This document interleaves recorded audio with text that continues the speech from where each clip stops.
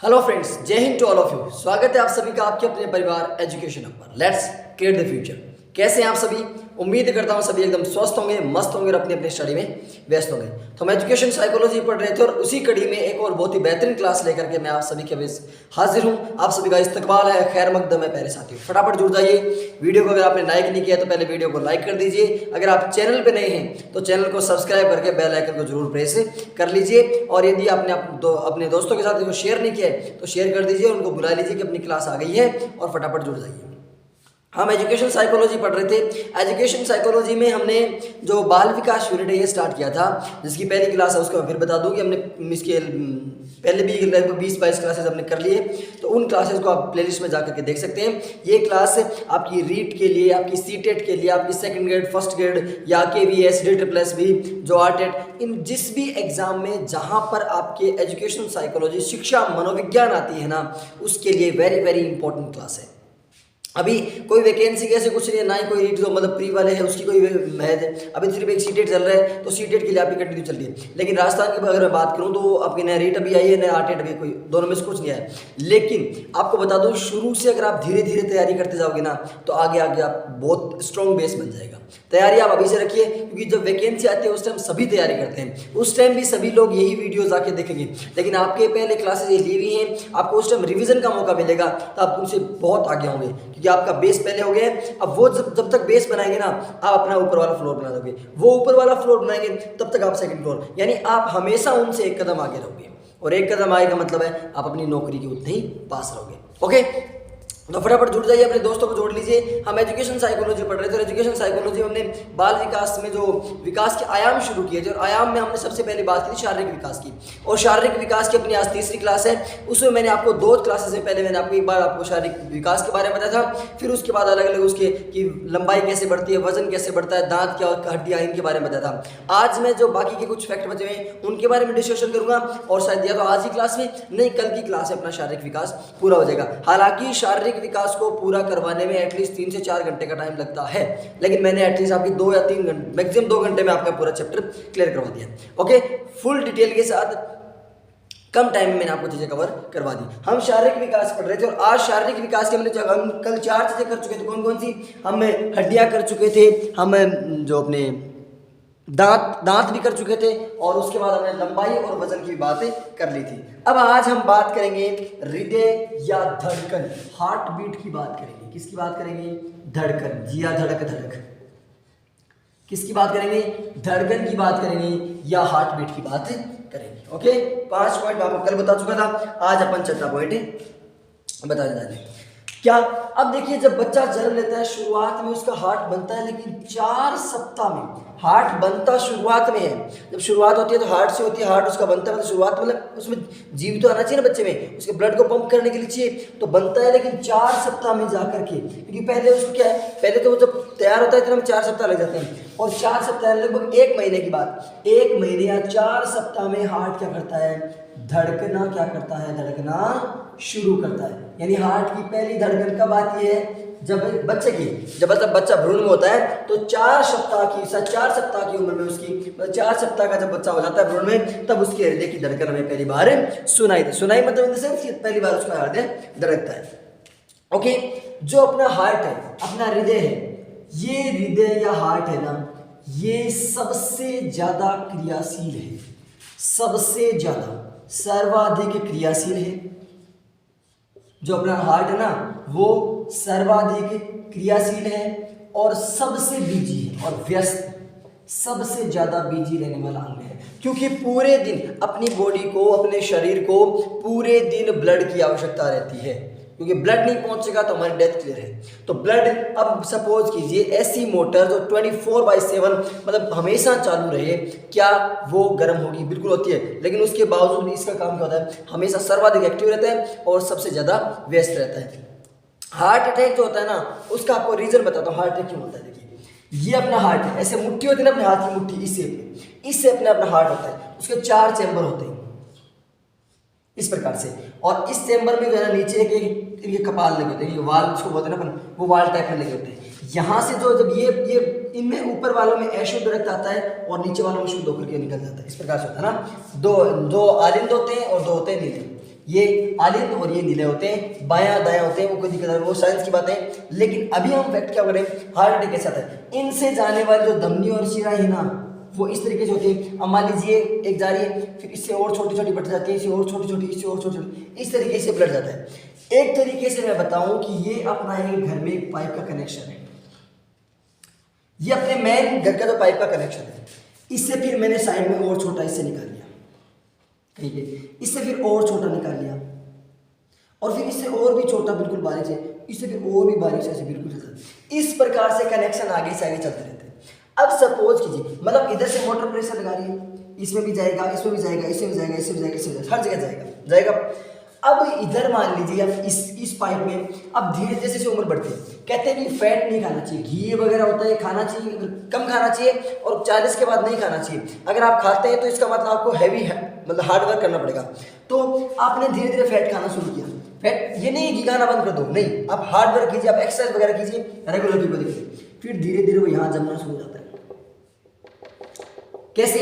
अगर आपके नहीं समझना, अपने घर में पाइप होते हैं, उन पाइप में सेवा धीरे धीरे पानी लगाता जाता है, सेवाल जमने शुरू हो जाते हैं उनके साइड में। यानी ये पानी पहले इतनी दूर में बह रहा था, अब कितना हो गया इसका एरिया, इसी पाइप की चौड़ाई क्या होगी, कम होगी। फिर धीरे धीरे ऐसे बढ़ते बढ़ते, और कभी कभी धीरे धीरे जाकर, अब ये सोचो इसकी चौड़ाई इतनी कम हुई इसकी, अब धीरे धीरे लास्ट में जाए कहीं ना कहीं क्या हो जाता है, ब्लॉक हो जाता है।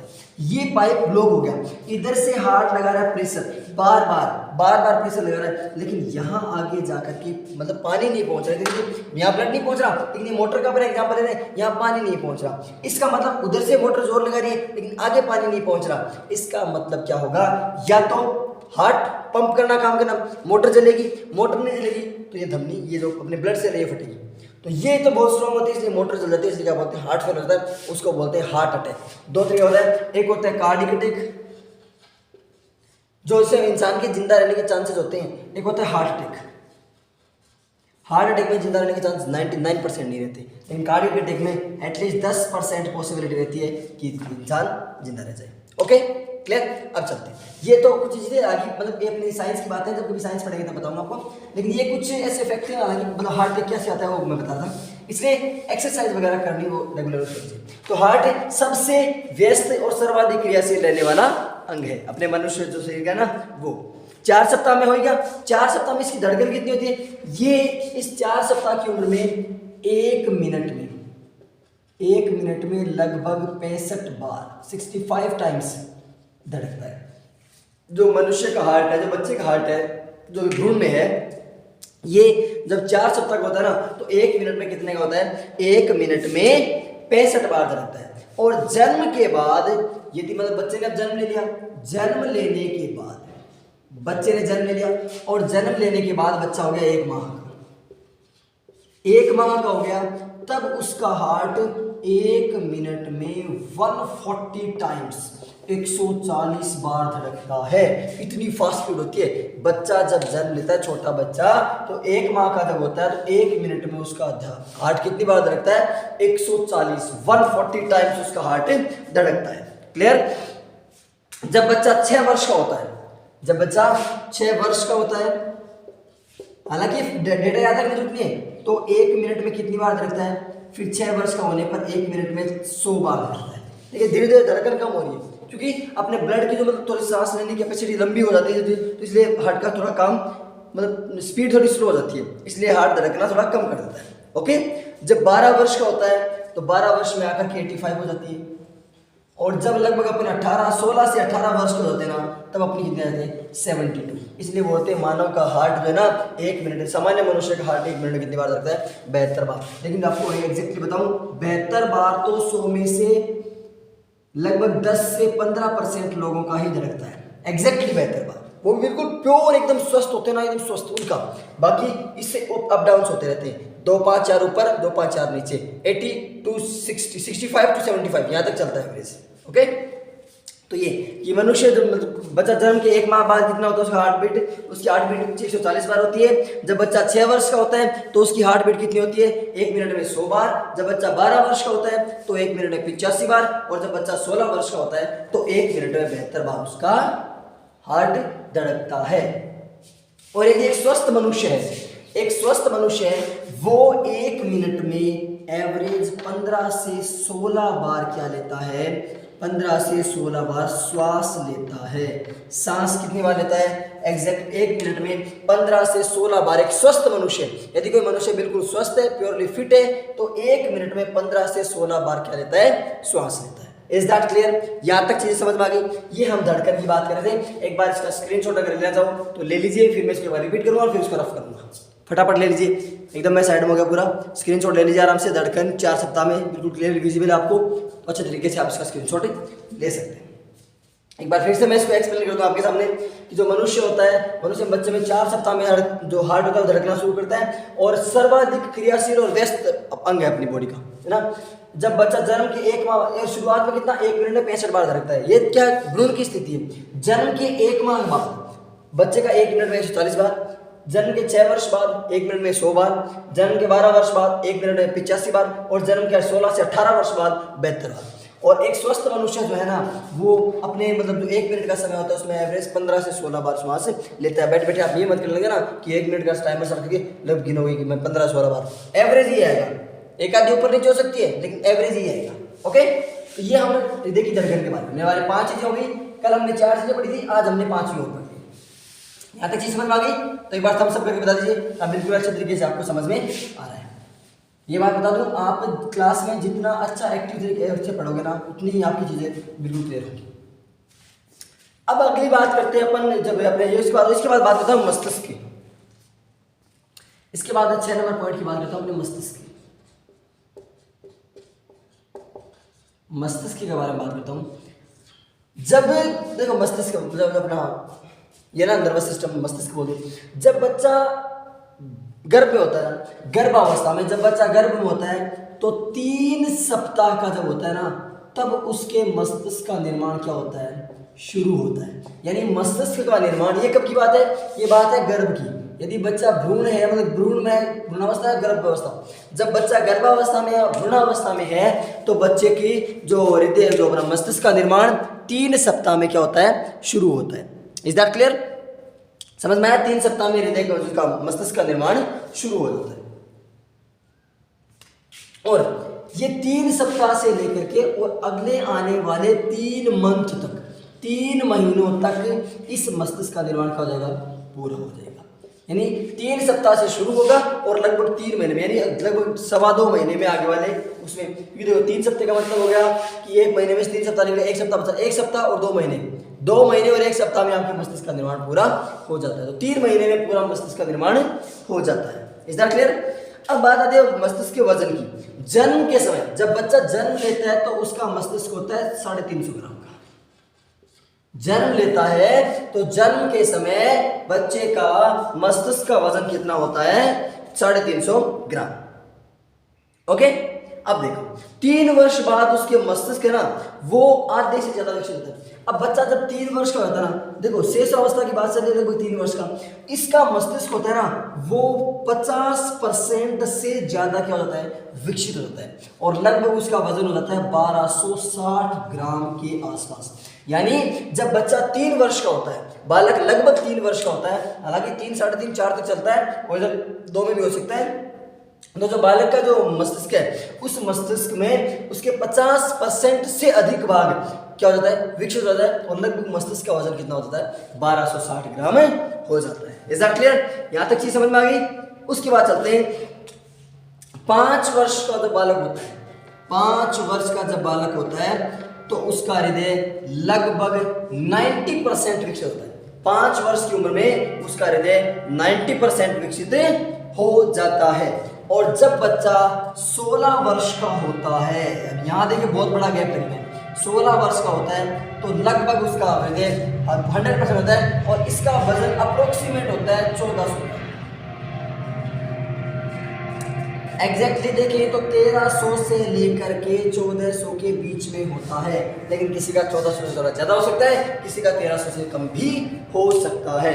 ये मस्तिष्क की कुछ बातें थी। एक बार फिर से मैं एक बार बताता हूँ, फिर एक इंपॉर्टेंट चीज बताऊंगा। मस्तिष्क, पहले इसका स्क्रीनशॉट लीजिए, पहले अगर इसका स्क्रीनशॉट लेना है स्क्रीनशॉट लीजिए, अगर इसको नोट करना नोट कीजिए। फिर मैं मस्तिष्क के बारे में ये चीज बताऊंगा और फिर एक और चीज आपको एक इंपॉर्टेंट, डोपामिन जो हार्मोन होता है, उस हार्मोन के बारे में एक बात आपको और बताऊंगा। पहले मस्तिष्क की इस चीजों को देखिए। अब देखिए मस्तिष्क जो है ना, गर्भावस्था में जब गर्भ धारण करती है महिलाएं, तो गर्भावस्था में 3 सप्ताह में इसका निर्माण क्या होता है, शुरू होता है। मस्तिष्क का निर्माण कितने सप्ताह में शुरू होता है, 3 सप्ताह में। और लगभग 3 महीने में मस्तिष्क का निर्माण, गर्भावस्था में ही 3 महीने में मस्तिष्क का निर्माण पूरा होता है। यानी देखो इन दोनों की जगह कितना है, वो कोई महीने मतलब ऐसे याद रखेंगे, लगभग 2 सवा 2 महीने में मस्तिष्क का निर्माण पूरा हो जाता है। अब देखो 3 वर्ष का जब बालक होता है ना, बालक 3 वर्ष का, 3 और जब जन्म के समय जब बालक जन्म लेता है ना, तो उसके मस्तिष्क का वजन कितना होता है, 350 ग्राम। 350 से 1350 या 1450 मान लीजिए, 1400 मान लीजिए, लगभग 1 किलो वजन इन्हीं अवस्था में पड़ता है। जन्म के समय उसके मस्तिष्क का वजन कितना होता है, 350 ग्राम होता है। Is that clear? यहां तक समझ में आया चीज? तो जन्म के समय कितना होता है, मस्तिष्क का वजन होता है 350 ग्राम। अब जब बच्चा 3 वर्ष का होता है ना, तो उसका मस्तिष्क जो है ना, वो 50% से ज्यादा विकसित होता है। मतलब उसका मस्तिष्क जितना विकसित होना है, उसका 50% से ज्यादा, यानी लगभग 50 से ऊपर जो विकसित होता है, आधे से ज्यादा मस्तिष्क विकसित होता है। और उसका वजन कितना होता है, 1260 ग्राम। वजन के ऊपर मस्तिष्क के विकसित का मतलब ये वजन उसका बढ़ता है, उसकी उम्र के अनुसार, उसके वजन, उसके हाइट वेट के अनुसार बढ़ता है, लेकिन विकसित होना उसके एज के अनुसार बढ़ता है। उसके बाद 5 वर्ष का जब बालक होता है, तो उसके 90%, ये कौन सी अवस्था चल रही है आपकी, शेष अवस्था की, ये लगभग बात कर रहे हैं। अब 5 वर्ष की उम्र में जाकर के 90% उसका वजन लगभग कितना होता है, वही 1300 के आसपास रहता है। अब यहाँ गैप क्यों लगा, क्योंकि यहाँ आ जाती है बाल्यावस्था। और मैंने आपको बताया था कि मस्तिष्क का या मानव शरीर का विकास होता है ना, कैसा होता है, सर्पिलाकार। तो शुरुआत में विकास फटाफट हुआ, उसके बाद होने के बाद इसको रिपीट किया, इसने उसी को क्या किया, रिपीट किया, स्थायित्व प्रदान किया। तो इस अवस्था में स्थायित्व प्रदान करता है उसको, इसीलिए यहाँ पे इतना टाइम लगा। और लगभग 16 वर्ष की उम्र में आकर मस्तिष्क का 100% डेवलपमेंट हो जाता है। और इसका वजन लगभग 1400 ग्राम, 1400 से थोड़ा ऊपर हो सकता है, कोई दिक्कत नहीं, 1400 थोड़ा नीचे हो सकता है, 1300 से 1400 के बीच में इसका एवरेज वजन होता है मस्तिष्क का। Is that clear? ये मस्तिष्क के बारे में 6 पॉइंट अपन पढ़ चुके हैं। किसके बारे में, शारीरिक विकास के अपन 6 पॉइंटों के बारे में डिस्कशन कर चुके हैं। रफ कर दूं, चलिए। हमने सबसे पहले मतलब जो अपने लंबाई पढ़ी, फिर वजन पढ़ा, फिर अपने हड्डियां पढ़ी, उसके बाद हमने दांत पढ़े। ये 4 चीजें अपन पिछली क्लास में कवर कर चुके हैं। आज हमने क्या क्या पढ़ लिया, आज हमने पहले पढ़ा कौन सा, अभी इससे पहले पढ़ा हृदय धड़कन, और हृदय धड़कन के बाद अब कौन सा पढ़ा अपन ने, अब पढ़ा अपन ने मस्तिष्क। Is that clear? 6 पॉइंट हमारे हो गए क्लियर। 6 पॉइंट में यदि किसी प्रकार का कोई भी डाउट है तो एक बार थम्स अप कीजिए, फटाफट मुझे बताइए। अगर आपको डाउट लग रहा है तो उस डाउट का भी सॉल्व कर देते हैं। अभी मैं मस्तिष्क के बारे में एक चीज और बताता हूं। एक हार्मोन होता है डोपामीन। डोपामीन एक हार्मोन होता है।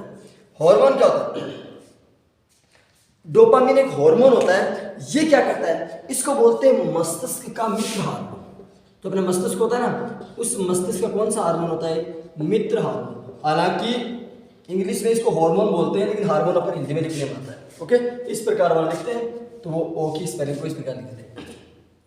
तो डोपामीन मस्तिष्क का मित्र हार्मोन है। और हार्मोन होते हैं ना, ये उसकी एनर्जी, उसकी कार्य क्षमता को बढ़ाते हैं। जो मस्तिष्क की जो कार्य क्षमता है ना, उस कार्य क्षमता को क्या करता है, बढ़ाता है। जो डोपामीन है, वो डोपामीन कैसा है, मित्र हार्मोन है। और मित्र हार्मोन मस्तिष्क की कार्य क्षमता को बढ़ाता है। Is that clear? यहां तक समझ में आ गया?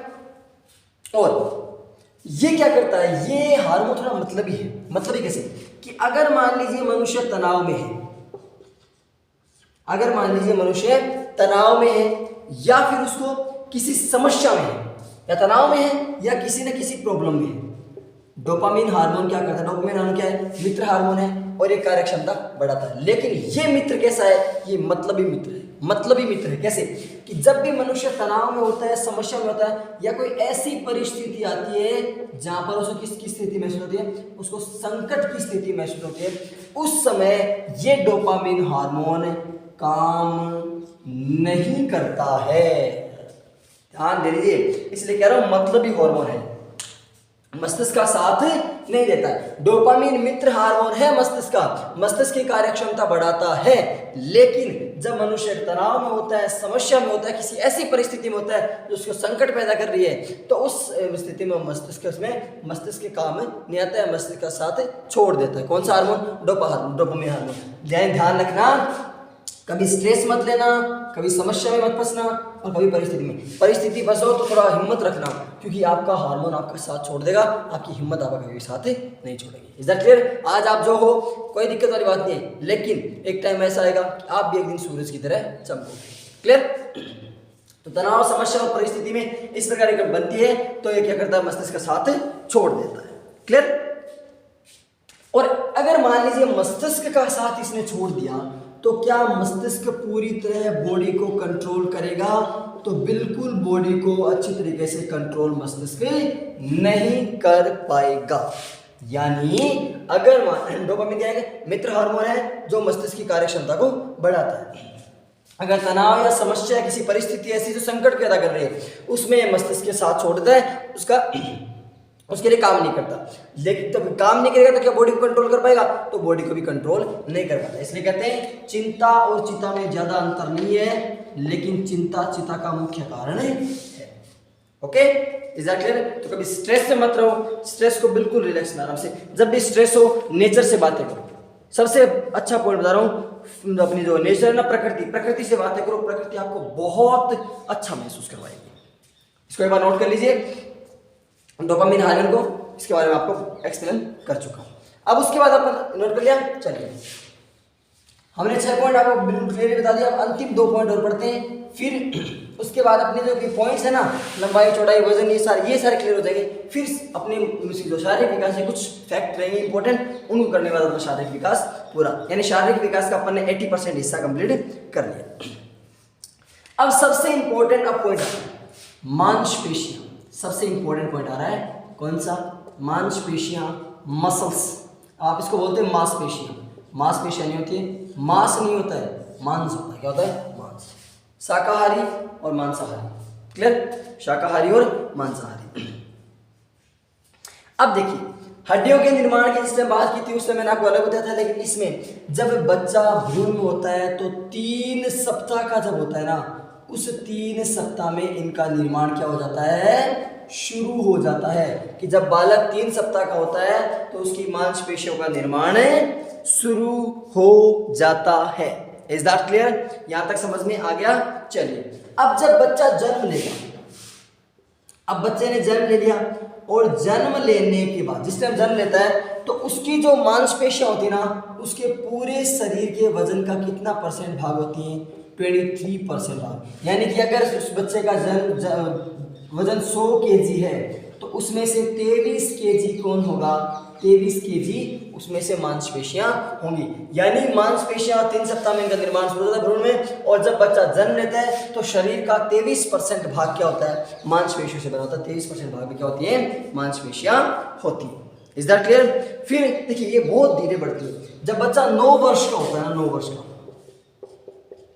जब बच्चा 9 वर्ष का होता है ना, तो फिर इसकी बढ़ती है लगभग 26% के आसपास। 26 से 27% इतने होते हैं। हाँ, 27%, सॉरी 26%, 26 से 27% भाग होता है। तो 9 3 27, जन्म के समय 9 3 27, तो 9 वर्ष का जब बालक होता है तो 27% उसका भाग हो जाता है।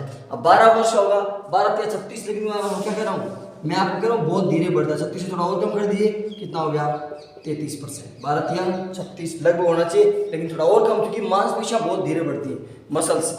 और उसके बाद लगभग 16%, जो 16 वर्ष की उम्र में आता है ना, 16 वर्ष की उम्र में तो मांसपेशियां कितनी हो जाती हैं? 44%। 40 से, हालांकि 40 से 44% के बीच में होती है। 40 से 44% मसल से हो जाती है, मतलब पूरे वजन की। क्लियर? 40 से। लेकिन अगर मान लीजिए अब एक क्वेश्चन आ गया कि 16 वर्ष से ऊपर में अगर आपके पास ग्रेटर देन या इक्वल टू 44% है ना, 44% से ऊपर का यदि ऑप्शन है या 44% है, तो ये आपकी पहली प्रायोरिटी रहेगी। यानी आपको पूछ ले कि मांसपेशियां मानव शरीर में 16 वर्ष की उम्र में मांसपेशियां उसके शरीर का शारीरिक वजन का कितना % होती है, तो अगर 44% या उससे अधिक का ऑप्शन है ना, उसको पहले प्रायोरिटी देना, उसका आंसर एग्जैक्टली क्लियर होगा। ओके, समझ में आ गया यहाँ तक? किसी प्रकार कोई दिक्कत? और जो मानव शरीर में होता है ना, उसमें लगभग 639 मांसपेशियां होती है, 639 मांसपेशियां होते हैं। साइंस का फैक्ट है, याद कर सकते हो। अगर करना चाहता हूँ, साइंस है ना, तो साइंस में याद कर सकते हो। ये आपके सोच रहे हो कि यार साइकोलॉजी पढ़ा रहे हैं, साइंस पढ़ा रहे हैं, साइकोलॉजी शारीरिक विकास है, शारीरिक विकास में जो चीजें आती है सब पढ़ा रहा हूँ। साइंस वालों की काम आ जाएंगी, आपकी साइकोलॉजी में काम आ जाएंगी। ओके, इसको नोट कीजिए, स्क्रीनशॉट लीजिए और फिर मैं इसको आपके सामने एक बार दोबारा एक्सप्लेन करता हूँ। देखिए हर चीज को 2 बार एक्सप्लेन करता हूँ ताकि आपको अच्छे तरीके से समझ में आ जाए। क्लियर? अब देखिए, अब ले लिया स्क्रीनशॉट, अब आगे चलते हैं। मांसपेशियां 3 सप्ताह में इनका निर्माण शुरू होता है।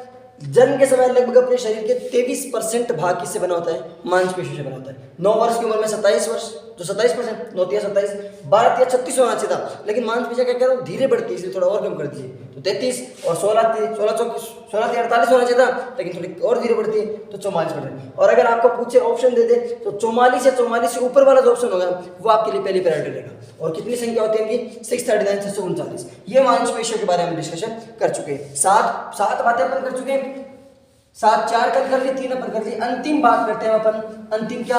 मांसपेशियों के बारे में डिस्कशन कर चुके, हड्डियों के बारे में, दांत अपने डिस्कशन कर चुके। अब अंतिम पॉइंट बचता है अपना नींद का। जो शारीरिक विकास की नींद एक महत्वपूर्ण तथ्य है। नींद कितनी लेनी चाहिए और क्यों लेनी चाहिए? नींद कितनी लेनी चाहिए और क्यों लेनी चाहिए? एक होती है आपकी, मतलब जब बच्चा जन्म लेता है ना, जन्म के समय, एक जन्म के समय, एक होती है आपकी शिशुअवस्था, एक होती है आपकी बाल्यावस्था और एक होती है आपकी किशोरावस्था। लेनी कितनी चाहिए, लेते कितने में बहुत फर्क मिलेगा। क्लियर?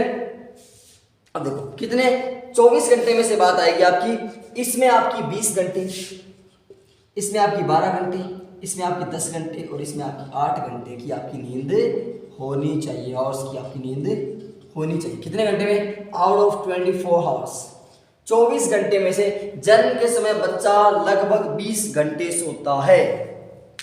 जन्म के समय बच्चा लगभग 20 घंटे सोता है। ध्यान दे दीजिए, 20 घंटे, यानी कोई दिन आप सोचोगे सर हमारे पड़ोस में सोता नहीं सोता है, वो बात अलग। ये साइकोलॉजिकल थियरी बहुत पहले की दी हुई है, उस टाइम में ऐसा होता था, लेकिन अब तो आजकल के बच्चे 4G बच्चे हैं, थोड़े कम सोते हैं, यहाँ लगभग 16, 17, 15, 16 घंटे में आप काम निकाल लेते हैं। शेषावस्था में बालक लगभग 12 घंटे सोता है। सोना चाहिए और सोने में सोता कितना है उसकी बात अलग, एवरेज सोना चाहिए। बाल्यावस्था में लगभग 10 घंटे और किशोरावस्था में 8 घंटे। और जैसे आपकी जो उम्र होती है उसमें लगभग आपको 6 से 8 घंटे की नींद तो हमेशा ही लेनी चाहिए। 6 से 8 घंटे की डीप अच्छी तरीके से बिल्कुल नींद लेनी चाहिए, उससे आपकी बॉडी में स्ट्रेस नहीं होगा, आपका माइंड एकदम रिलैक्स रहेगा। तो आप सोचो सर 6 से 8 घंटे में अगर हम नींद लेंगे तो फिर हम पढ़ेंगे। एक बात आपको बता दूं, पहले इसी को बता देता हूँ, फिर आपको एक इंपॉर्टेंट फैक्ट बताऊंगा, उसके बारे में ध्यान रखना। नींद 24 घंटे में 6 से 8 घंटे, जन्म 20 घंटे, शिशुअवस्था में 12 घंटे, बाल्यावस्था में 10 घंटे और किशोरावस्था में 8 घंटे की एवरेज नींद लेनी चाहिए।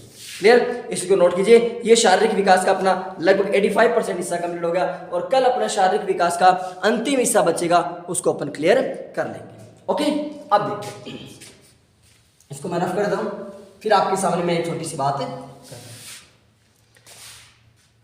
एक बात आपको मैं बताऊं कि नींद यदि है ना, अगर आप ये सोच रहे हो कि मैं 18 20 घंटे 22 घंटे पढ़ लूं, अगर आप नींद छोड़ करके पढ़ रहे हो ना, कि आपको नींद आ रही है उसके बावजूद आप पढ़ रहे हो, नींद नहीं ले पा रहे, नींद नहीं ले रहे हो जानबूझ के, तो ये आपको गलत है। आपके शरीर की कैपेसिटी इतनी ही है कि आप 10 से 12 घंटे एवरेज पढ़ो, ज़्यादा मैक्सिमम 14 घंटे पढ़ सकते हो, लेकिन उससे ज़्यादा आप ज़बरदस्ती पढ़ रहे हो ना, वो किसी काम की बात नहीं है। आप चाहे कितना ही पढ़ लीजिए, वो फिर आउट ऑफ माइंड है, क्योंकि एक मशीन है, इसकी एक लिमिट होती है, उस लिमिट से ओवर यदि आप काम कर रहे हो ना, इसका मतलब कोई मतलब नहीं इसका। अब कहीं रात भर जागते रहते हैं, पढ़ते रहते, अरे भाई थोड़ा माइंड को रिलैक्स कर, थोड़ा उसको मस्तिष्क को थोड़ा आराम देंगे ना तो वो ज़्यादा काम करेगा। इसलिए नींद त्याग करके कभी मत पढ़ो। हालांकि ये कहा था कि जब तक ना हो सफल तुम, नींद चैन को त्यागो तुम।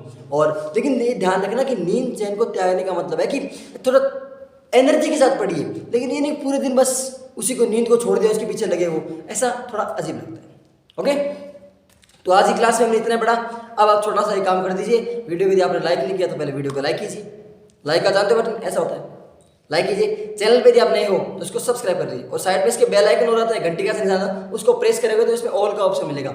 ऑल पे क्लिक करोगे ना, तब उसका मतलब आपकी क्लासेस का हर एक नोटिफिकेशन आपको, इस चैनल का हर एक नोटिफिकेशन आपको टाइम मिलता रहेगा। और यदि अपने दोस्तों को शेयर नहीं किया तो उसको शेयर भी कर सकते हैं। ओके, मिलते हैं अगली क्लास में, तब तक के लिए जय हिंद, जय Bharat and thank you for watching.